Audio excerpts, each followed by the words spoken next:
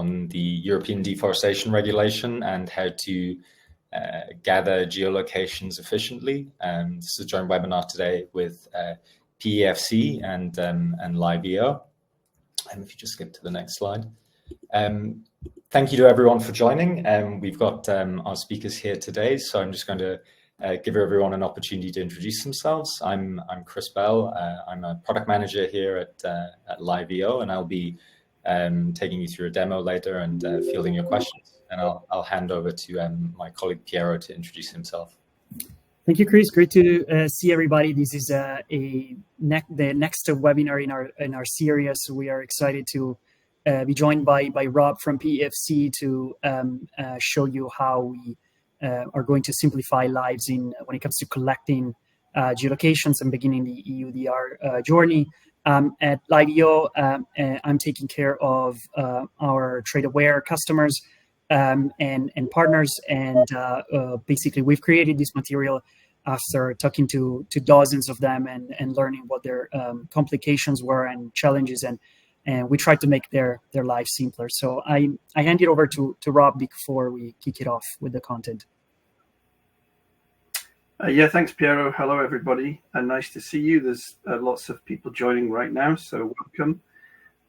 This is going to be a series of webinars, so this is the first one, and I'm Rob Shaw, Head of Standards and Integrity at PEFC. Brilliant. So just some quick procedural points. The agenda today, Rob's going to give us an overview of PEFC's modular voluntary standard and the PEFC and LiveEO's joint EUDR solution. Piero is going to guide us through the different requirements and challenges that geolocation gathering represents and how TradeAware helps to address those. I'll be taking you through a quick demo of the TradeAware system in action, and then we'll have some time for questions. You'll be able to submit questions throughout the entire session at the bottom right of your screen, and after the demo, we will come to those questions and hopefully answer the ones that you have. We've scheduled this to last for 45 minutes, so hopefully we'll have plenty of time for questions as well. If you miss anything, the session's being recorded, and we'll send the link to you straight afterwards, along with the slide deck as a PDF, so you can review it at your leisure. And with that, I'll hand over to Piero, who'll get us started. Perfect. Thank you again, Chris. What I want to start is the moment in time we are living in, right? So there's been a lot of chatter and in the papers around EUDR. Will it come? Will it not come? Will it be postponed? Articles come in every day. Now, what we know is from the official sources is essentially the first of these three snapshots, right? So the EU Commission has not has said that this will proceed as planned, and then the enforcement date will stay. That's what we know. January the 1st, 2025 for the large and medium businesses, with the small and micro ones scheduled for 6 months later. And we're also seeing that several of the top names on the market, as you see in the second article here, have already advocated for the EUDR, right? It means a lot to the environment, to their suppliers, to their customers, and it's just the right thing. That's what these three big names are saying, right? And so we ran also our survey.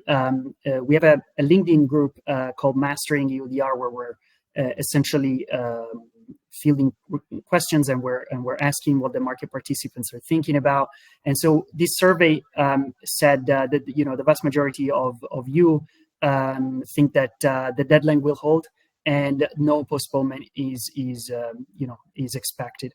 And so this means that you have, obviously, many of you that are impacted by this piece of legislation, short of 4 months to complete all the steps that the law is requesting. And what this webinar is for is to help you figure out the first two of these steps, right? The collection of the geolocations and how to work with your suppliers to source them. So we can proceed with the next slide and hand it over to Rob. Yeah, thanks, Piero. Just a very brief bit of explanation from me. So our standard is now published. It's available on the PEFC website, and it's a voluntary modular chain of custody standard. It's available or will be available through certification bodies once they obtain accreditation in the summer and autumn for PEFC certified organizations who already hold a chain of custody valid certificate. And they will be able to extend their scope by working with their certification body and take some or all of their products and product groups into their certification system.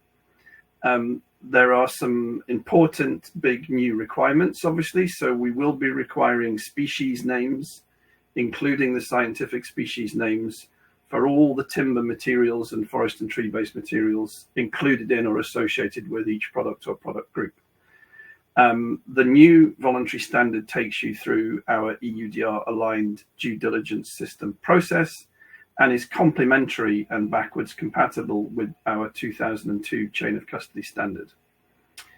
The geolocation and harvesting date range data is the responsibility of each actor in the supply chain. And as we move through this series of webinars with LiveEO, you will understand how the LiveEO platform and system on the PEFC customized platform will allow you to do all of these things and do your risk assessment. And so Chris and I and others within the teams are working on creating the extra functionality in the PEFC customized platform. And we will have that functionality ready in October 2024. At the moment, at PEFC International, we are pushing on as fast as we can. We will be announcing a pilot project to help certain national governing bodies within the PEFC family and some certified organizations to start working with our systems in an unaccredited way. And we are working with accreditation bodies and certification bodies around the world to deliver this solution as fast as we can. So that's my update. You can keep up with us on our EUDR landing page, and we will be running other PEFC and joint webinars over the coming months.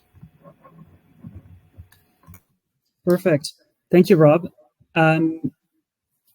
That's essentially where we are today. The green is what we're going to talk about. How do you collect these geolocations, and how do you work with your suppliers? Because we know that many of you don't have the full knowledge of where you're sourcing from, whatever your commodity, right? Timber, many of you are working on timber, but it could be anything else. And sometimes supply chains are long, complex, and sometimes you don't even know the people that have the knowledge of those geolocations. So today's webinar is focusing on the green side on the left. And in the next upcoming webinars that we're going to work on also with Rob and the PEFC team, we will talk about the remaining 3, 4, and 5 parts, right? So the next one will be very much about risk assessment, forest degradation, deforestation, and legal risk assessment. So that's the very core, right, of EUDR. And then 4 will be how do we compile for you everything that we're collecting in steps 1, 2, 3, and create a due diligence statement out of it and enable you to comply seamlessly. So we decided to break it down because, first of all, we all understand how complex EUDR is and how many steps they have to happen sequentially. And that's why we wanted to sequence this journey with you. So we started in Q3 and until the end of this quarter, so around September, we are helping many of you prepare themselves with steps number 1 and 2. And then once you have done the hard work of connecting and working with your suppliers and having sourced and identified where you're sourcing from, you can proceed with the remaining steps. So we're going to go deeper into 1 and 2, and we can proceed now with the next slide. Now, steps number 1 and 2 start with the definitions, right? So there is some of this information that you already have in your systems. It could be a supplier management system. It could be an ERP. And in purple on the left-hand side, you see that product quantity, product level, or transaction level information is something that you should have, right? You know how much you're sourcing, how much you're buying from your suppliers, and also you know who you're buying from usually, right? So the suppliers have a name, have a contact, have a legal entity and address, and this is what you have to capture in the due diligence statements.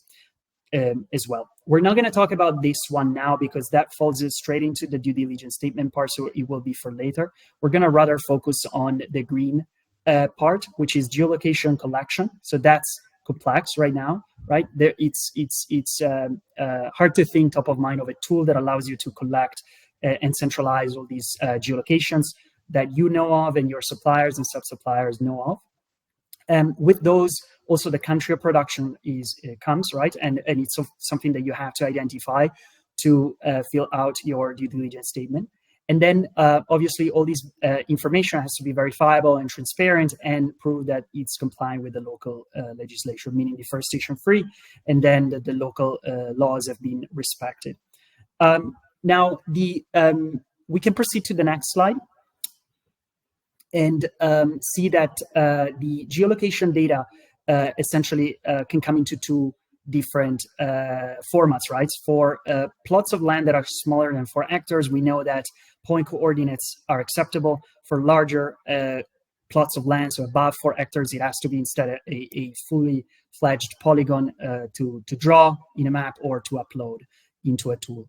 And the data format has been explained, so it will be this minimum 6 decimal digit point coordinate description of, in case the polygon is smaller than 4 hectares.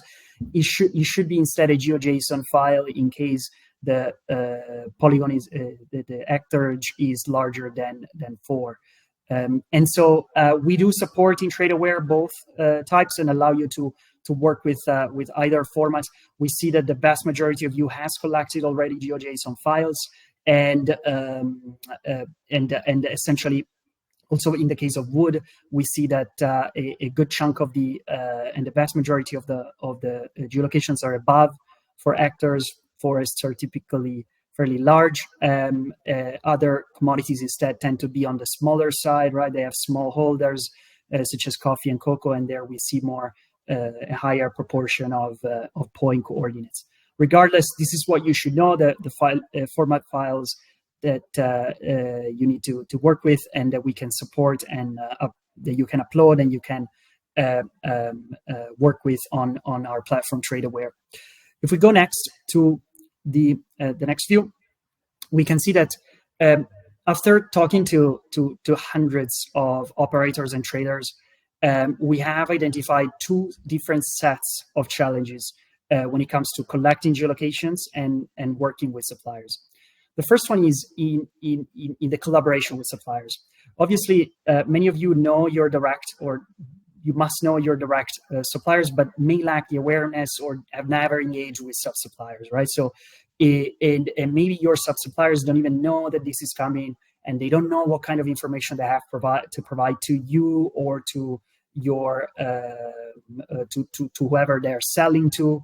And that is why the way we help them is by offering a simple way that they can access TradeAware and do so for free and upload seamlessly these geolocations and connect with suppliers. So you would be able to connect to your suppliers are able to connect with their own suppliers until you have the full knowledge of the supply chain in a way that you can, that everybody has uploaded all the geolocations that you are sourcing from. And not only the simplicity, but also the ability to train suppliers is something that we offer with material, with customer support. And so this is very important because we've seen this as the first blocker. I don't know who my suppliers are, and I don't know if they know what they have to do about EUDR. The next one is the anonymity challenge. Suppliers or sub-suppliers often, they want to share their contact details and information with their own buyers because they know one another already, but they do not know who's 2 levels away, right, up or down the supply chain. And that is why in TradeAware, we make sure that the information collection stays anonymous in case of a sub-supplier type of relationship. So every player knows their direct supplier or buyer details, but do not know what's the contact details and the names of the sub-suppliers or those that are more than 1 step away from them. And this is to preserve the status quo, the privacy, and make sure that there's still incentives for everybody in the supply chain to collaborate with one another and share this information flow seamlessly. And the third one is the ability to verify and make sure that the data that we've collected is there, centralized and correct. And that is why, as I've already shared to you in this previous slide, we allow certain types of file formats, only those that will be accepted by the EU information system traces. And in case you lack the exact file format, we can help you convert them to the right one. And so TradeAware really is a single centralized, single source of truth tool to allow you and your suppliers to collect this geolocation in one place and have it flow essentially downward towards the operator who has to submit the due diligence statement. Now, this is the first set of challenges and the answers that TradeAware brings to the table. And we can move on to the next set of challenges, which is really in the data collection. Now, we know that especially when it comes to players that are very much upstream, so further away from consumers, some of this information is offline. It's maybe paper documents when it comes to legal. It's maybe not even existing when it comes to geolocations, so they've never been digitized. And so you will see with the demo that Chris will walk us through how simple the experience is and how seamless, even for someone who is beginning to use a digital tool, how simple that this data collection, data capture exercise will be with TradeAware. And obviously, there's a lot of data that will have to be managed. We're working with companies that are easily in the thousands of polygons and many more even. And the actorage easily gets into the millions. And obviously, you know that you need automation, you need a bulk way to upload this information in the same tool to avoid that this takes longer than it should. Obviously, I've treated already the lack of knowledge of sub-suppliers and how we make this simple for you as a buyer to connect indirectly with your sub-supplier thanks to your direct supplier. So this will be a simple invite system that Chris will show to you. And obviously, another complexity is the fact that much of this information is siloed in different systems, right? If we think of EUDR, there is legal information, there is transactional information, there is geospatial information. Some of it is there, some of it is not, and what is there may be scattered across systems. So the ability to integrate our platform or our other systems such as ERPs into TradeAware to have this existing information already flowing into TradeAware so that you have it there available, present, out of the box is something that we got asked a lot, especially from larger companies, and essentially this allows companies and operators especially bridge the gap between what they have and what EUDR is requesting by connecting and those pipes together and making sure that everything is flowing into TradeAware so that we can combine all this information, assess the risk, and then create a due diligence statement out of it. We can proceed next. After talking to you about the challenges and the generic approach about how we enable you to solve each one of these top problems, we can move into more the concrete aspect and the feature list of how we bring to you value, especially obviously in the part that we want to talk about today. So the geolocation collection. Now, as I've already anticipated, and you'll see in practice thanks to Chris, there are 3 ways that we enable you to capture geolocations. In case you know them, you can do one of 2 things, right? So you can manually draw the plots of land, literally dragging the mouse in and out of the inside the application. And the second one is to bulk import GIS files in case you already have them offline. This will be a simple way to do it manually and precisely in the first case, or in bulk in the second case.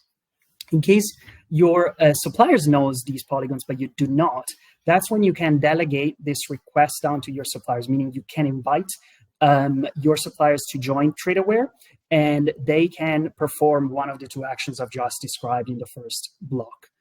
Now, the third option is, in case your suppliers are actually working already on TradeAware, what we can ask them, it's essentially a double opt-in, right? If we see that you want to invite them and we see that they've already joined and done the work already of geolocation collection on TradeAware, we can ask them to opt in as well and automatically essentially apply all those polygons or a selection of those to your supply chain, so they don't have to re-upload anything again, and they can reuse essentially the work that they've already done. When it comes to privacy, obviously worth highlighting always that we're a SOC 2 compliant vendor, which means that we have to pass stringent requirements, and that this information is safely stored and shared only with your direct suppliers or buyers. Now we can move next, and we can start introducing you to the commercial network.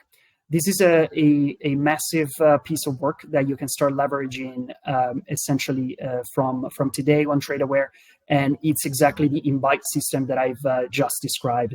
It's the ability, as you see upstream, for a forest owner to connect with a cooperative, to connect with a trader, and to connect with a furniture maker. Typically, we'll see actually the invite system going the other way around, with us working directly with a furniture maker, acting as an umbrella for their direct suppliers, who are acting as an umbrella for their direct suppliers or the furniture maker suppliers. And so they all invite one another from operator to the tier N until there is full knowledge of the geolocations that are at stake, and everybody has contributed with the upload or the drawing of the geolocations into TradeAware. Obviously, then these polygons would flow downward in this case to the operator, so that the operator can include them into the due diligence statement that we will have automatically prepared for them. Perfect. So we can then move next. And I'll hand it over to Chris for the demo. Okay, great. Thanks, Piero. So let me just go ahead and share my screen. So to Piero's point, this is our, what I'm going to show here is our commercial network, which will be launching in the next few days. You can either sorry, hang on, I'm having some problems sharing my screen. Okay, can everybody see that? Perfect. So as Piero said, that's going to be launching in the next few days. You can either sign up to TradeAware to start using the system, and you'll see those features come in when they go live. We'll also send out a notification to users when they go live. But this is the TradeAware system. As you can see, I'm logged in here as me, as Chris Bell 12345. Yeah. And you can see we've got pretty empty system at the minute, but I can start adding some plots of land. So for example, I could either find a location. So we could go to, say if we go to somewhere in Indonesia, and we can either use this to find our location, or I could equally go to use the locator to go to our location here in our office in Berlin.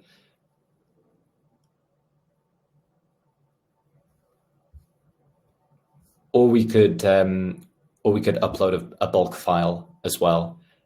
So as Piero mentioned, we've got a lot of different options. I saw this was a question that was coming up in the comments. At the minute we support GeoJSON, as it's the main format that the EU are working with as well for their information system. We're going to look at how we can convert to other formats and support other formats over time as well. But what we want to focus on today is not so much how you yourself can enter that information, but how you can connect with others to gather that information. So you can see here, I have my area for suppliers. And what I can do is I can invite a supplier. I can invite multiple suppliers to connect with me, to share their information with me. And very much as Piero mentioned, and this is the explainer here, the plot visibility is to your immediate connection, but they don't see the actual They don't see the sub-suppliers and sub-sub-suppliers behind that. They only see the person that they're directly connected with. So we can preserve some of that anonymity in the system. So we can see in here, if we go into notifications, we can see a notification request that I've already sent. So we just need to go into the other system, which is jacklumbertimber@gmail.com, to see that request and to accept it.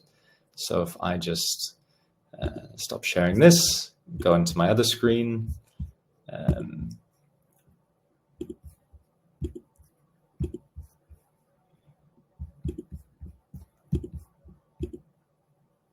Okay, so now we can see we're in here. We get the user gets an email notification. They can see I want to connect with them on TradeAware to start sharing some information for compliance.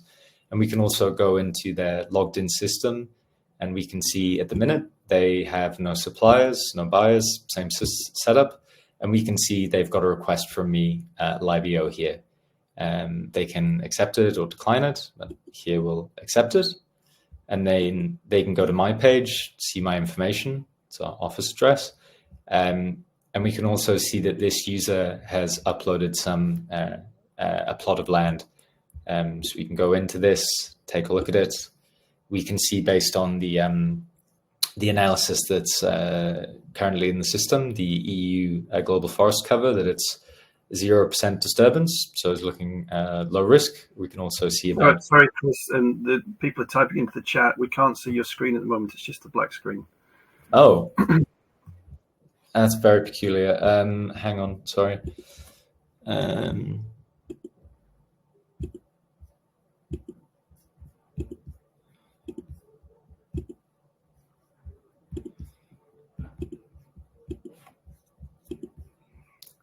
Sorry about this. Is that visible now or no? Okay, that's very strange. Okay, let's try it through this method then. So if we were to say, so I have my account here and I've sent a request. Let's send a new one. So let's send one to my original account.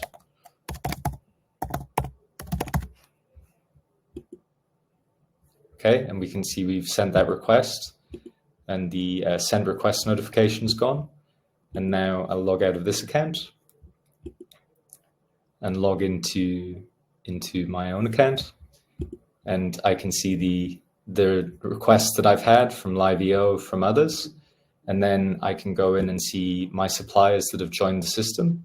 And then let's see, if we were to take this company here, we can see all the plots of data that they've added. We can see that there's some risks here, some ones that are in areas that we can see some of that analysis by the EU forest cover map that is showing a high risk of disturbance.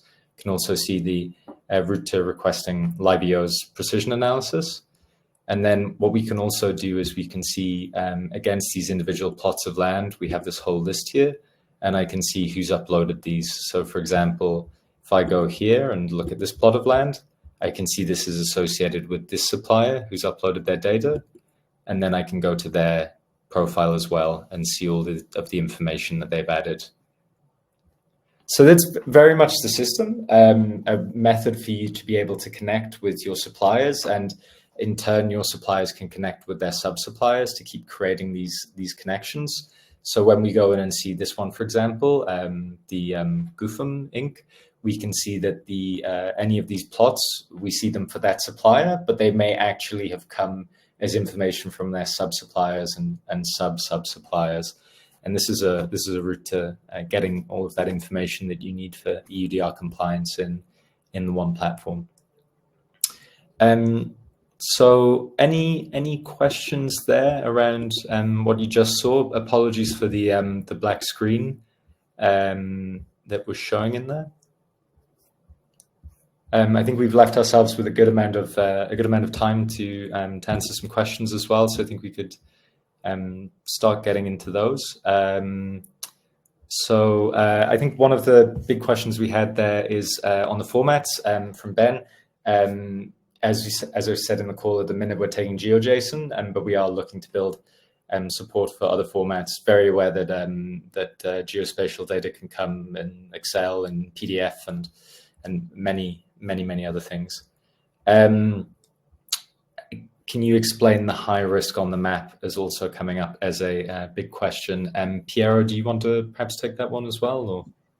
Yeah, totally. We will have a full dedicated webinar to this one, but the high risk, I can start giving you an intro, a taster for what that is. We calculate the risk based on the observed, essentially, change in land use. As you know, EUDR is asking operators and traders to prove that there has been no recent land use change from original jungle or forest into the commodity. And so when it comes to the commodities out there, we will monitor with satellite imagery the change of land use, right? So if it looks like a crop following a certain date, we will mark it as a high risk. And to grow the confidence of our conclusions, we will essentially, we are training our algorithm to cope with different environments, different commodities.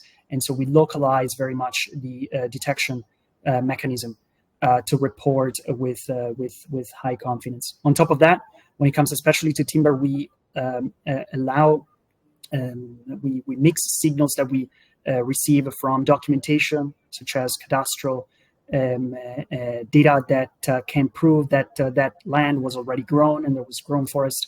And so we layer this on top of satellite imagery analysis. But we're going to have a full session in next webinar. And Chris, we can also reshare the presentation to advance with the rest of the content. And then yes, Janice, if you could share that. Brilliant. And then we can answer all the other remaining questions. So what I wanted to call your attention on was our joint offering with Rob and PEFC. We are going to release a joint product, essentially, that is the TradeAware for PEFC, where and the URL is something that you can access in the QR code at the end of this presentation. And we're going to send it as a follow-up as well at the end.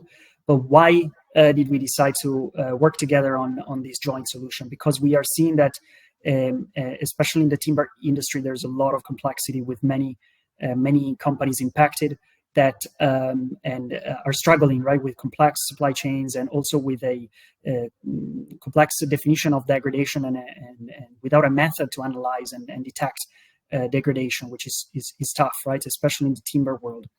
And so that's what TradeAware does, is an end-to-end EUDR solution that not only allows you to collect the geolocations and work with your suppliers, as we've just shown you in the demo, but also assess the risk and combine all this information into a due diligence statement for upload. And so, PEFC's knowledge of the timber market and TradeAware's technology combined essentially allows many of the chain of custody members of PEFC to get a special deal with a dedicated questionnaire and dedicated product flow to comply seamlessly. We can move on to the next view. So these are essentially the three goals that we have, right? So we are integrating PEFC's requirements into TradeAware so that you can essentially solve essentially for both the PEFC requirements and the basic EUDR ones into one platform, and protect obviously both yourselves as well as your suppliers from the risk of being excluded from the EU market. And obviously there's the third aspect, which is the cost saving part, which we can illustrate in the next view. We can move next. And these are our special packages, special deals for PEFC members. If you land on our PEFC TradeAware landing page, that's where you will see the ability to include your PEFC member ID. And we have reserved for you, depending on your self-reported timber-related turnover, special prices that are frozen until the end of September. for you to essentially join us in this EUDR compliance journey and get there more safely and faster. We can move to then the next view. In case you have missed the URL and the QR code, this is where you can land to access essentially the special offer, and you have our contact details in case of any questions that we won't be able to answer now, but I hand it over now to Chris so we can moderate the Q&A. Great, thanks, Piero. So we've seen quite a few questions come in. Thank you for everybody sending those in. Feel free if you want to keep sending some more in. I think one of the a couple of the big ones that have been particularly upvoted as well. This is quite an interesting question here. What are the advantages to using your platform rather than the EU's EUDR platform? Do you have an API to exchange data rather than import files? And I know we've talked about the cost of the solution, but maybe that would be interesting to get started on in terms of the distinction between this and the system that the EU is building. Piero, Rob, do you want to maybe talk about that, and Piero to talk a little bit about how our system is also working with an API as well? Sure, definitely. So this has been a top ask, as I was mentioning earlier, especially larger companies or those that are already digitally capturing transactional level data. That is important, right? Because the due diligence statement has to happen for every single shipment, transaction, or so.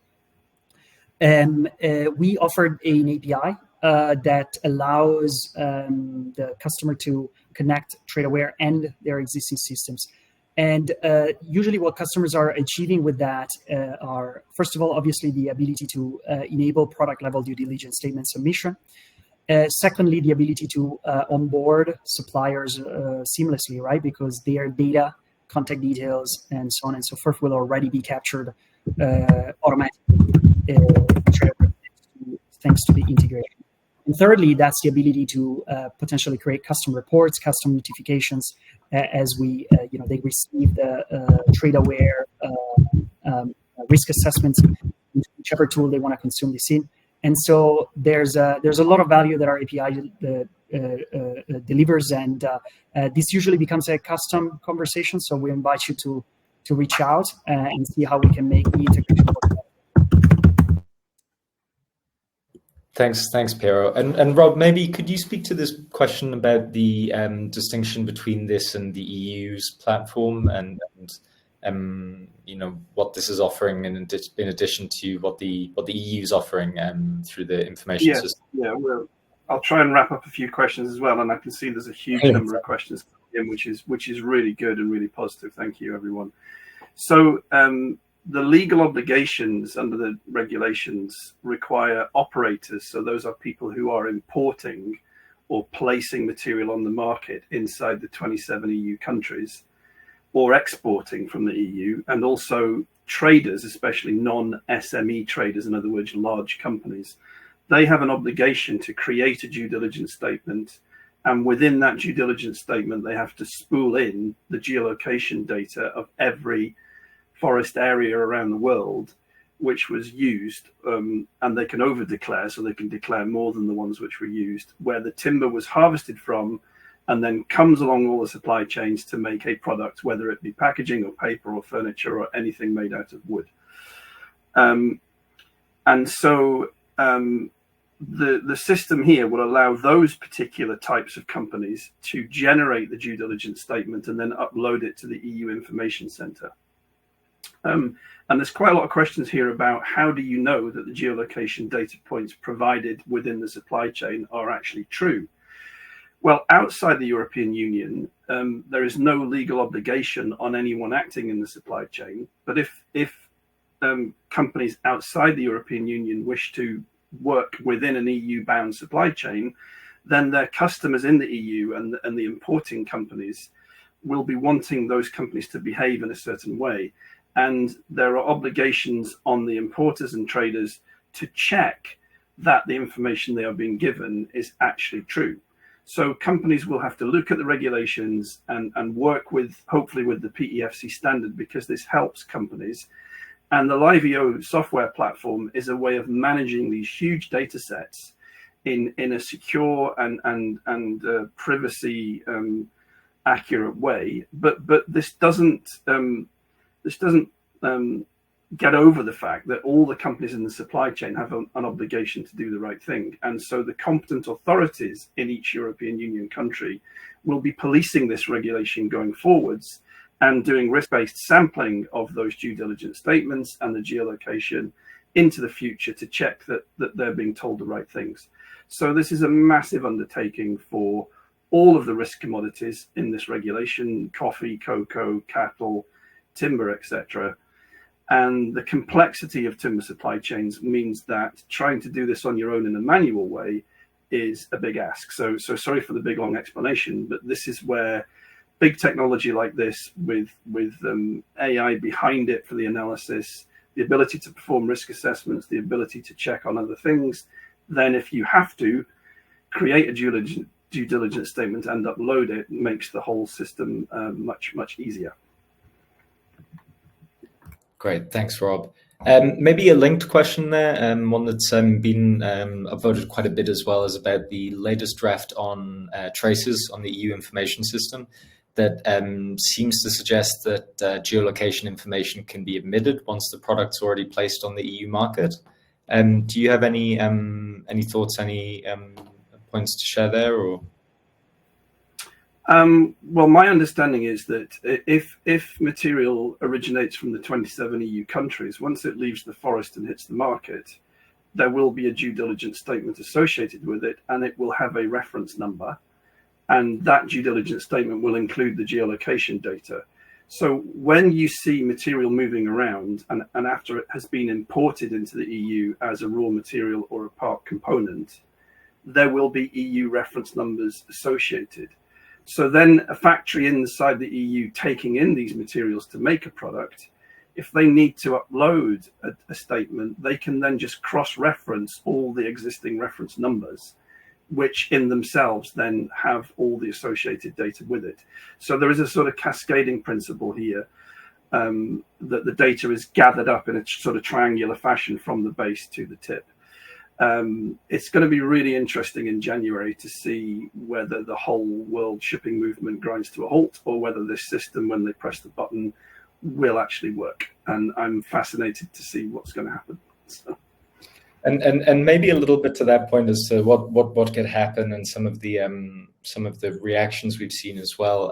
One of the other questions that's been quite heavily upvoted is about any response from China's statement about not supplying geolocations. Do you see that being a realistic barrier, or how are your members thinking about that? PEFC International is just preparing to be as ready as possible by the 30th of December. We are watching the media and the outlets and watching the developments in the new European Union Parliament, which will only be ready to sit next month. So I don't know what's going to happen, to be honest. I mean, we know, and we can all read the internet, that there are lots of international delegations from big trading blocs talking to the EU about this regulation. But until I receive an official confirmation of anything about the change, then we are just assuming that we are on green for go 30th December, and we are working as hard and as fast as we can to be ready for that. Brilliant. Thanks, Rob. Maybe one for Piero as well. So this question has come in about linking geolocations to production and to products. Anything that you can share there about how we're approaching that? Totally, yes. So as soon as we're able to import the transaction data that potentially is present already in your systems, what we will do is we will allow you, as you saw, to invite your suppliers, and your suppliers will upload polygons, and we'll be able to link polygons to each and every production lot. So by default will allow them to connect all their polygons to all their transactions and make use of the so-called declaration of excess, which is something that the EUDR allows. In case they want to deselect one or more of those polygons, they can do so on TradeAware. And and this way we think it's the simplest and fastest way for them to populate your due diligence statements eventually. Brilliant, thanks, Piero. And perhaps one last question, because we're almost up on time. Rob, how do you see, obviously the challenge of mixing has come up as a question in here as well when we're dealing with a lot of locations. How do you see that being addressed? Well, just to be clear, the regulations do not allow what's called mass balancing in any of the risk commodities. But in the voluntary certified sector, of which PEFC is a big player, we don't have what's known as mass balancing. So it's not possible to take some uncontrolled material and mix it with another batch of material. So the way that our due diligence system works within PEFC is there are gatekeeping barriers to accepting material into your production line or into your supply chain until you have done all the checks and balances on it. So those organizations who take the extra PEFC EUDR DDS standard, it's been completely EUDR aligned. So the checks and balances are written into our standard, and if people adopt the standard and follow it in their management systems, then they can mix materials on purpose in their production lines, but all the materials which are being mixed on purpose will be controlled and therefore EUDR aligned. So that's an important point to note. By the way, I'm happy to carry on for an extra few minutes if that's possible, because I know there's still a lot of questions and a lot of people online. So yeah, sure. Likewise, happy to stay on a little longer as well. Perhaps we can let's see some more of these questions that are coming through.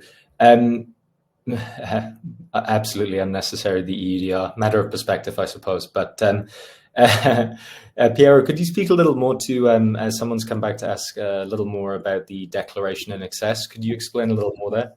Yeah, that's the ability for a supplier to make sure that essentially they don't have to have a one-to-one link between a product, a polygon, and a supplier, but you can bring more of, they're allowed to assign essentially more than more than the polygons that are strictly needed to produce that shipment, to the point that essentially if for each and every transaction they can possibly assign all their existing polygons, so they don't have to have that special linking, which could be very time consuming, very complex. And so by default, we allow them to, let's say they've uploaded 1,000 polygons, they could link potentially those 1,000 polygons to all the transactions that they had with you. And so that is much, much simpler. Thankfully, this is a possibility that EUDR allows. Brilliant. Thanks, Piero. And perhaps a question here that we have is about coming from someone who's a forest owner in Austria, and they question as to whether they would need to submit the same geological data every year if they're harvesting from the same area every year. Rob, do you have any guidance that you can provide on that? Yes, so this is quite a common question all the time. So Piero's just mentioned there the over-declaration possibility. And so there's much more information on the EUDR webpage of the European Union with their FAQs. But for lots of forest owners, they will have, most forest owners in Europe, for example, have digital maps, or they certainly have maps of their forests. And if they are placing the material on the market themselves and actually selling it, then they will technically be the operator. It will be much more common for the harvesting company, so the company that comes in and fells the trees and then takes it to market, to effectively be the operator, or indeed what's called the authorized agent of the forest owner. So these are the people who have to perform the function of gathering all these geolocation plots, etc. So for a small forest, which obviously forests don't move, they don't have legs, it would be possible in a low-risk country to simply capture the geolocation data of that forest, and then that geolocation data, be it 4, 6, or 8 polygon points, can be passed on to anyone who is buying timber from that forest. And so, yes, the same geolocation data over the years, because the forest isn't moving, would simply be passed on to whoever is buying that timber and taking that timber to market. In more complicated countries, such as Indonesia, for example, and other countries where you have very complex tropical forestry or mixed forestry between plantations and native forestry, it becomes more problematic to just take the polygons from around the ownership. And so on a risk-based basis, the polygon would probably have to relate more to the actual harvesting coup happening at the time, because if you try and over-declare too large an area, you are introducing risk into your supply chain. But again, this is a topic we could speak about for hours. It's going to be easier for people to understand this by doing rather than me trying to explain. Hopefully that helps to explain some of the answer. No, definitely. Thanks, Rob.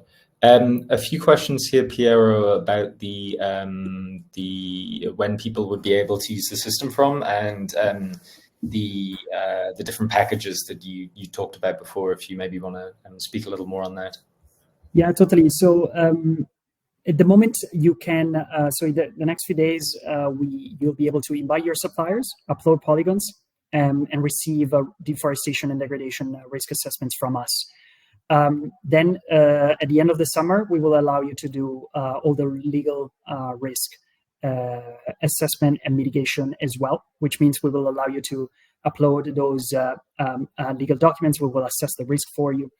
And soon after, we'll be able to package all this information and create a due diligence statement out of it and upload it into Traces. So that is why there was a slide where we illustrated that this is a journey. It takes time. There are many actions that you have to piece all together, and we advise you to start with the geolocation capture as well as the connection with suppliers, because we have seen that that is the most time consuming of the tasks. But you can start already now with those two.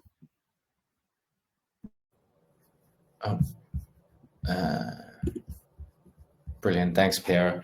I see quite a few questions coming up. I know we are having a separate session to talk about the analysis. But I've seen quite a few questions coming up as to what we mean when we say high risk in the application. Piero, is that something you can provide a little more detail on? Sorry, again, the link to the application? Sorry, when we showed the system before, we saw a lot of things coming up as high risk. Yeah, totally. So essentially that is plots of land that we have seen had experienced a land use change.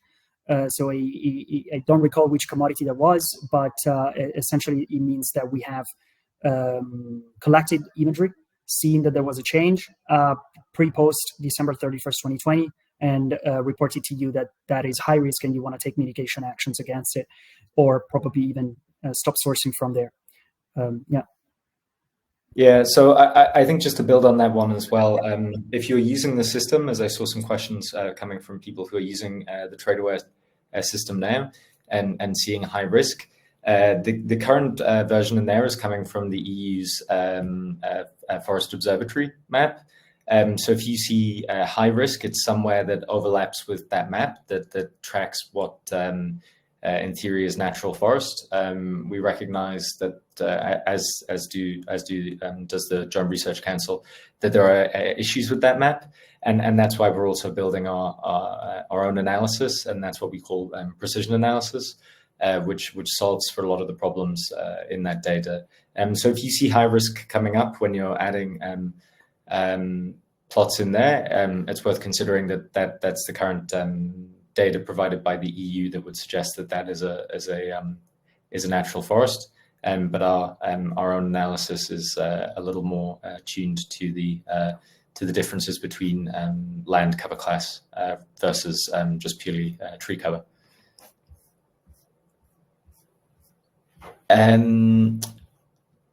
Some questions also on the legal side. I know again we're mostly talking about geolocations here, but any information we could share about what else people would be sharing, what other data they would be required to share as part of the compliance process?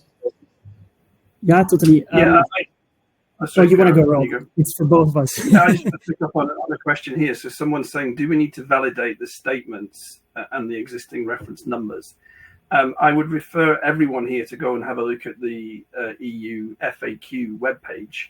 So for operators and non-SME traders operating inside the 27 European countries, there are legal obligations for them to check all the information that they are using and uploading into the system is true and accurate.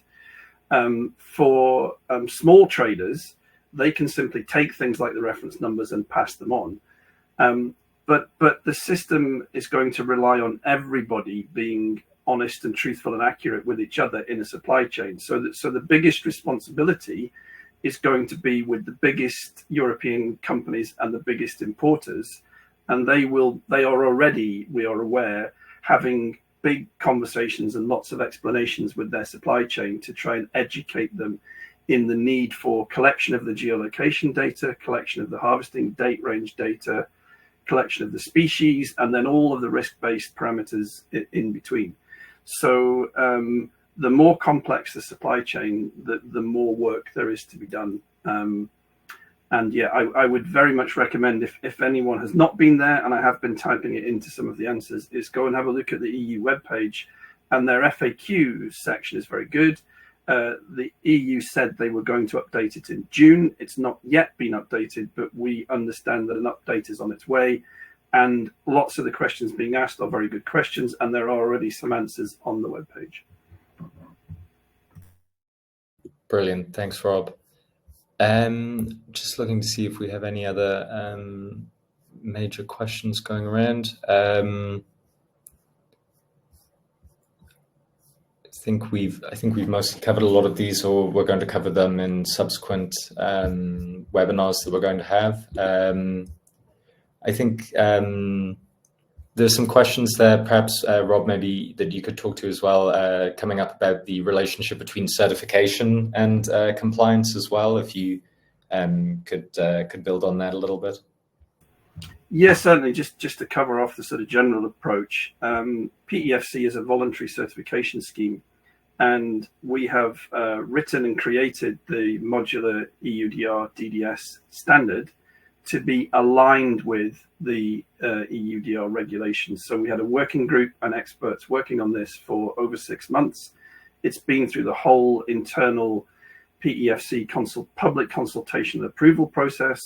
So we are confident that certified companies taking up the extra module and adopting it and using it will be aligned with the EUDR regulations. Obviously, we cannot guarantee everybody compliance because that depends upon their real-world commercial trading, their supply chains, their sub-suppliers, etc. But the idea is, and it's voluntary, if you take this voluntary certification standard and add it to your existing PEFC certification, you will be lowering your risk of non-compliance. And in actual fact, the EU will be publishing guidance sometime in the summer where we understand they do refer to the positive role that voluntary certification schemes play in compliance with these regulations. So one of our goals is to make trade as frictionless as possible. And the reason for partnering with tech companies such as LiveEO is we recognize the enormity of the data task. So that's why we're here today. Brilliant. Thanks, Rob. I also see a point at the top there. Yes, it's a good point there as well, Ben, that this is this combination of LiveEO PEFC as a system is part of your due diligence system for EUDR, which is something you're required to have as an operator or trader that's making these products available on the market. So I just wanted to take a second today to thank everyone for their time. Thank you for everybody who joined, for the brilliant questions you've submitted. Hopefully we worked through a lot of those, but we'll be having more webinars going forward, and we'll be answering hopefully a lot more of those questions in more detail. To Piero from LiveEO and Rob from PEFC, thank you for your presentations today and your answers to those questions. And yeah, I hope to speak to more of you in the coming weeks and months as we all go on this journey of figuring out the EUDR together. So thank you. Can I just add, Chris, sorry, that we will speak together, and we will release the dates of the forthcoming webinars in due course. So we will flag those both on the LiveEO website and the PEFC website. Thanks. Exactly, and we'll make the presentation and video available from today as well. Okay, brilliant. All right, thanks everyone. Thank you for your time. Thank you. Thank you. Bye bye.